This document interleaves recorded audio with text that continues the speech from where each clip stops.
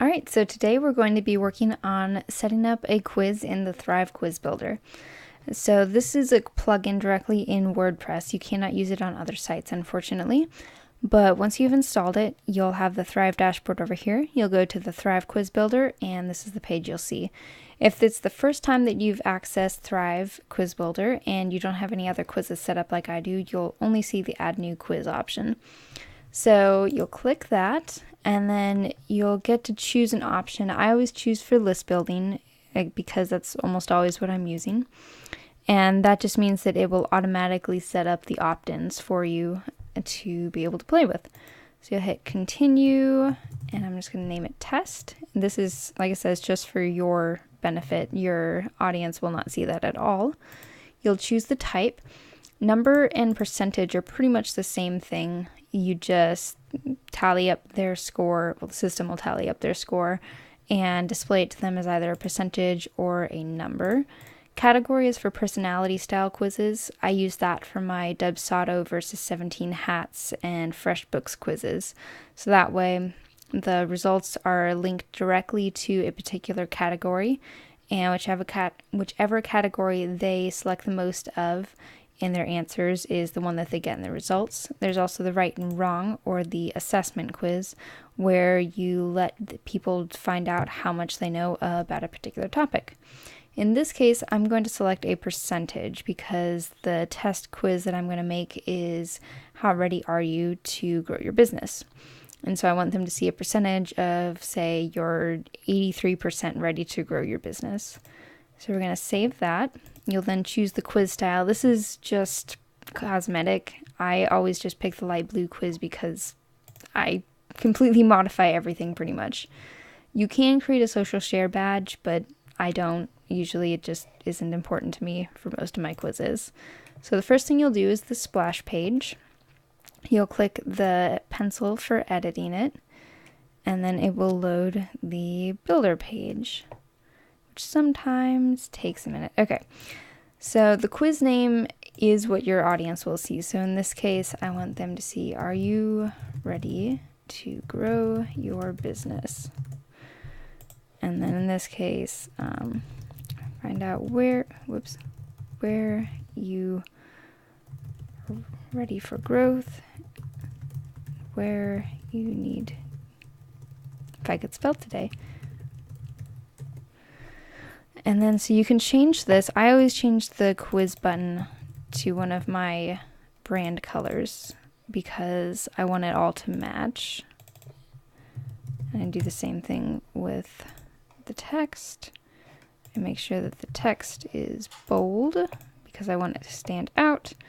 You can also customize the way it looks. I like to go through and select an image. So this is just a random image from my media library on WordPress. You insert it, and then as you can see, sometimes the text gets a little hard to read on it, so I will go in and put in an overlay.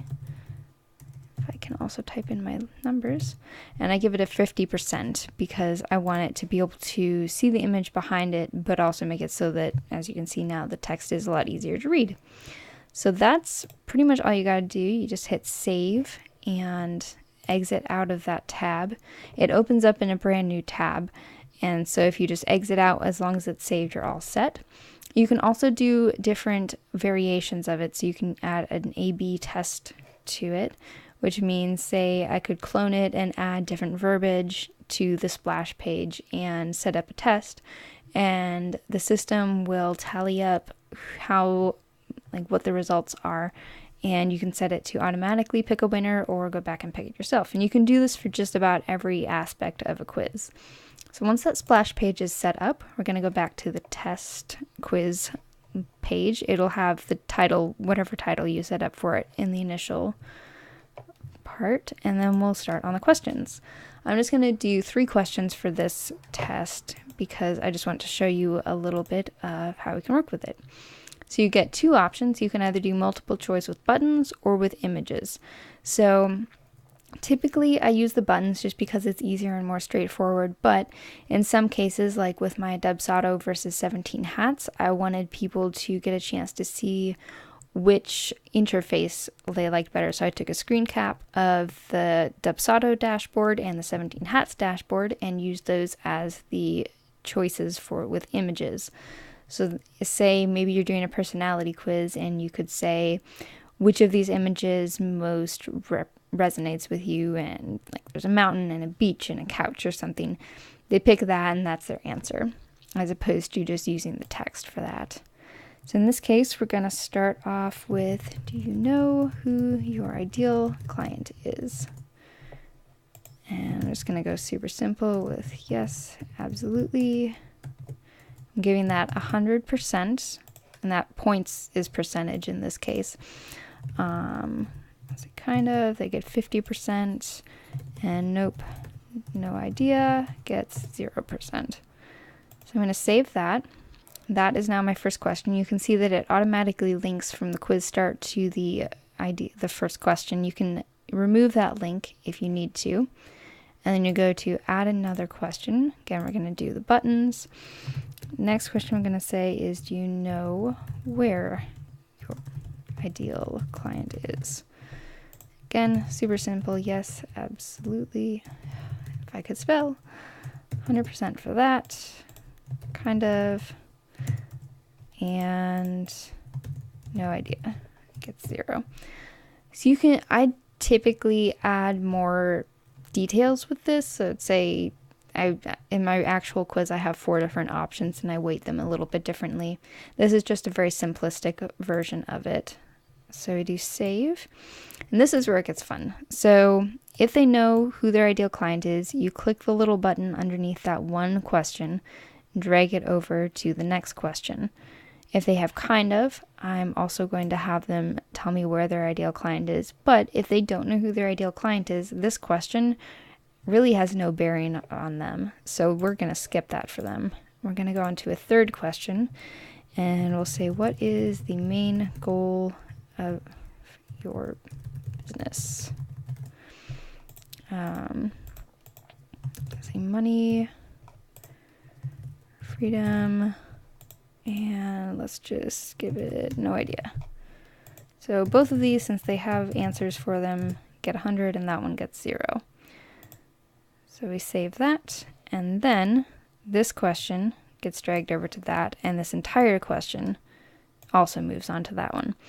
So you can do individual answers going to a particular question, or you can do the entire, and like every single answer goes directly to that, so you don't have to drag it for each single question.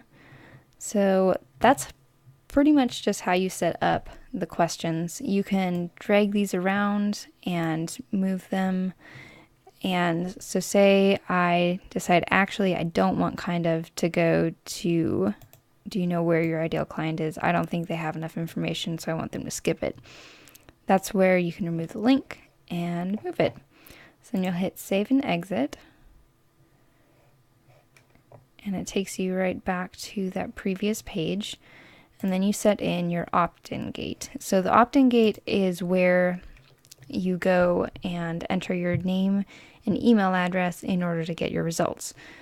There are different theories on this. So again, you can set up with that background image and overlay or whatever else you want. They have gradient options as well and things like that. I'm not going to do that right now just for the sake of time, since I already showed you that. It's the same on all of the splashed pages, the opt-in gates, and the result pages. So in here, we could say something like, ready to find out. And this would be something like, enter your first name and email to get your results. So then you can click on this and hit edit form elements. And then here, I want it to actually say your first name. And then I'd hit back, and you can see now it says your first name. And then this one, say maybe I don't want it to say the results. So we do that. You can change the button color again. And the text color. And say we want this to be bold. All right, so we save that. And then and this is also where you'll hook it up to your, if I could get it to work. This is also where you hook it up to your email service provider. So you'd hit this. I've already got it hooked up with my ConvertKit. So then it lets me choose a form that I want it to go to. It does require that you connect it to a specific form. So if you're using something like ConvertKit, so for my Dubsado quizzes, I have a Dubsado form. It doesn't actually do anything. I don't have it hooked up to anything else, so I've archived it so I don't have to see it in my form listings, but it means that it tags people with a Dubsado or CRM interest tag and sets them up in a particular sequence. So that's what you can do with that.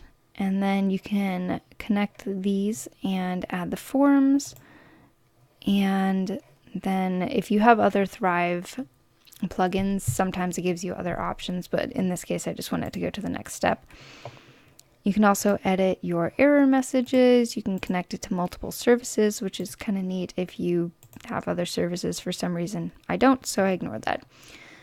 The controversial part is this skip this step, because if you keep that in there, in my experience, a lot of people will not enter their name and email address, which is fine. But if you're creating this quiz to be an opt-in, like an opt-in builder, then it's kind of not serving its purpose. So one thing that I've tried doing is taking that out and creating two different options. So I have one with the skip option and one without the skip option.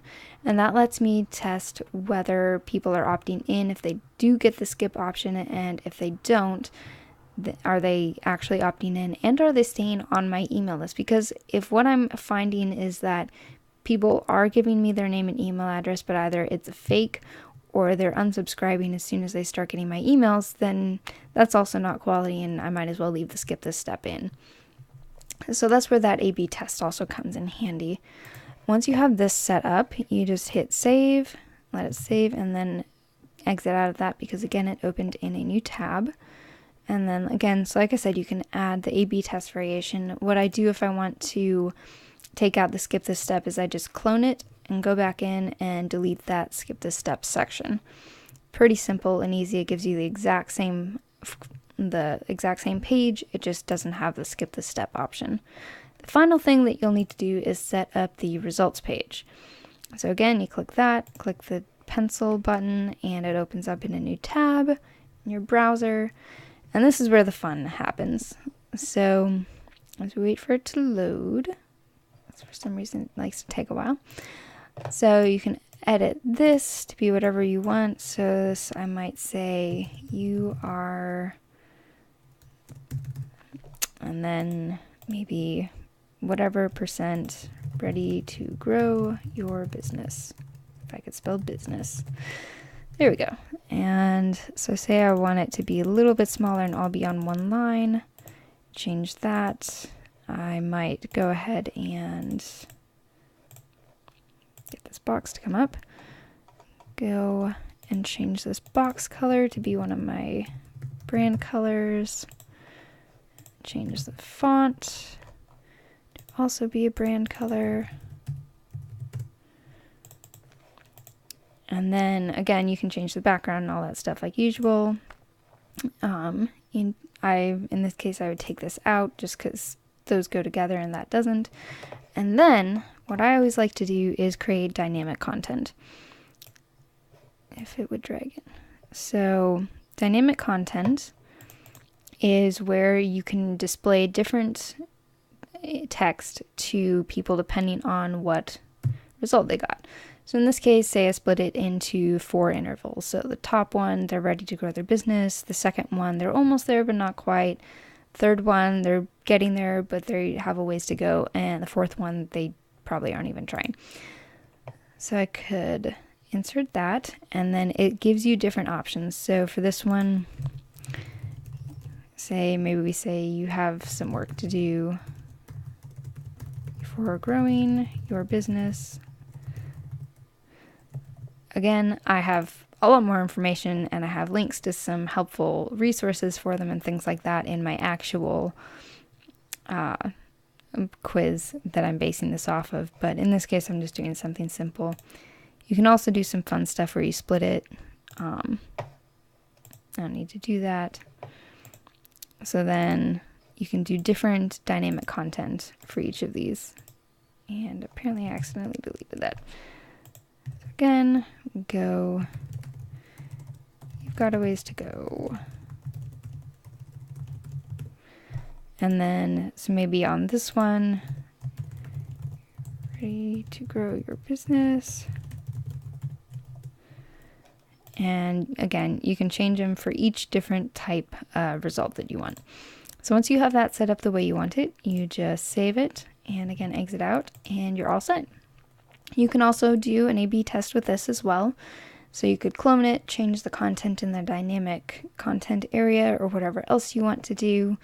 I'm doing an A/B test with my main quiz to see if giving them the percentage is at all helpful, things like that. You can base this one A/B test off of whether you're getting social shares as well as opt-ins. So that is the main stuff for the Thrive Quiz Builder. I hope that's been helpful. If you have any questions, make sure to go to the blog post and drop them in the comments.